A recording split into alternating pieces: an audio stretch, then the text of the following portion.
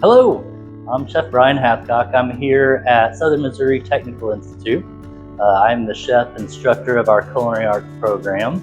And today I'm going to show you a few things about using knives, doing knife cuts and knife safeties. All right, so today what I'd like to do is I'd like to show you a few things to help alleviate some of that anxiety that people have when it comes to using equipment in the kitchen and doing knife cuts for specific dishes. So if you're ready, we'll get to it. All right, so when it comes to knife cuts, there's nothing too scary about it. If you have the right equipment, you are going to be set up for the job. So what I suggest, first thing, get the biggest cutting board that you possibly fit on your counter. The biggest cutting board is going to give you more space to work. It's going to be safer. You won't be able to have product catch up on your knife when you're cutting, and it just gives you more surface area. And also, before you put your board down, I recommend putting down a wet or damp towel. We're just using a washcloth here, but a paper towel works just fine, and that'll help keep your board from slipping. Just make sure it's a board that is easily cleanable. You can wipe it. We keep a damp towel with our sanitation solution always on hand. That way it's safer. Again, it won't slide around. I don't know how many times I've seen people using a Tupperware lid and that'll slide all over the counter. So cutting board as big as you can possibly afford. Make sure it's a quality material that can be sanitized easily. Then we get into our knives.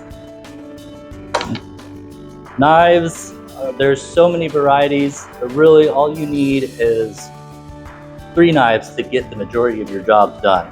Right here we have a serrated knife that we can use for tomatoes, bread, miscellaneous objects. We have our 8-inch chef's knife, great for cutting, chopping, slicing. And then I have a 4-inch paring knife. This thing, it can be used for peeling vegetables, cutting small items. In a pinch too, it can also be used for filleting fish, boning meat. But really, that's the only 3 you need for your basic setup. If you're going to get more advanced, there's obviously a lot more knives out there you can buy, but start with these. These are a great intro knife. They're not very expensive, and the 3-piece set won't set you back too much. So these have the Fibrox handle on them, which are really easy to grip. Then you'll need something to maintain your knife. So to keep it sharp, a sharp knife is a safe knife. A dull knife will end up cutting you in the end as it slips out of your product. So we have a steel or a honing rod. You'll use that daily. And then this is a Fiskars roll sharpener. It's very cheap, $16, and you can use that to keep your knife sharp. It's just a simple back and forth, no water or oil required, and that'll help keep your knives nice and sharp. Also, when you're using those, make sure you're keeping those on a block or a magnet. Don't toss them in the drawer because that'll dull your edges. And then also, hand wash your knives. Don't put them in the dish machine. That'll end up taking the edge off there because of the abrasion and the chemicals in your dish machine. So hand wash them, hang them up or put them in a block, and keep them maintained, and you'll be doing great. All right, with that said, we will get into our cutting techniques.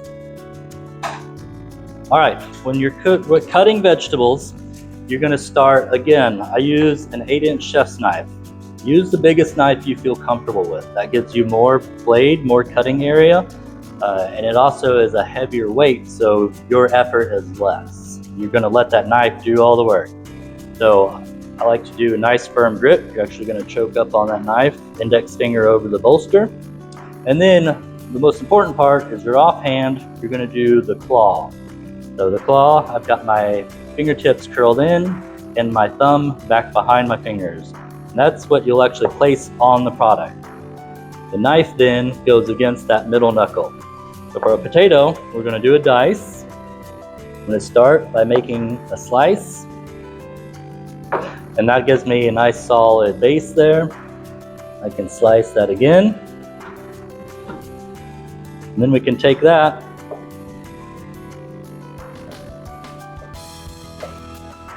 making nice small sticks. And then I can use my knife to go back through and using that rock and chop motion. Again, just letting that knife do the work. And then you end up with a nice small dice. All right, we have our dice finished. We're going to set that off to the side.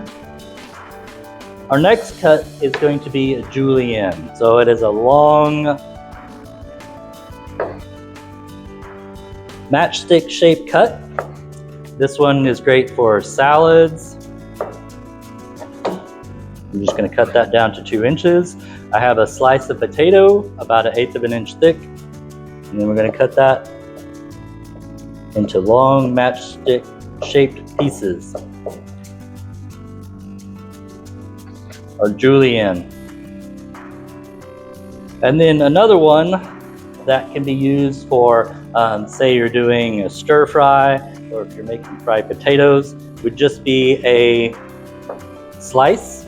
You just take that and then just using a kind of a forward down motion, cutting slices out of those potatoes.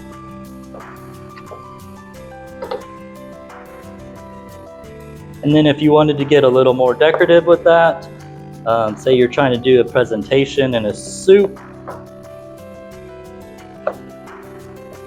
you could do a cut called a paisan. So we take that, we would slice that into 1/8 inch squares, like such. And then you could even take those, and if you're wanting to get really fancy, you cut them into triangles. Garnishes for soups, great in salads. Just adds a little bit of uniqueness to your dishes when you're doing different knife cuts. All right, that's our basic knife cut. So just remember, using the sharpest knife you can, maintain those knives. Using the largest cutting board you can, make sure it's a cutting board of a material that's easily cleaned. Keep your knives clean and sharp. Don't put them in the dishwasher because that will mess up your edge. And then using the right knife cut for the right dish. That will make a big difference in your cooking. So if you have any questions, if you have any comments, feel free to come by Southern Missouri Technical Institute.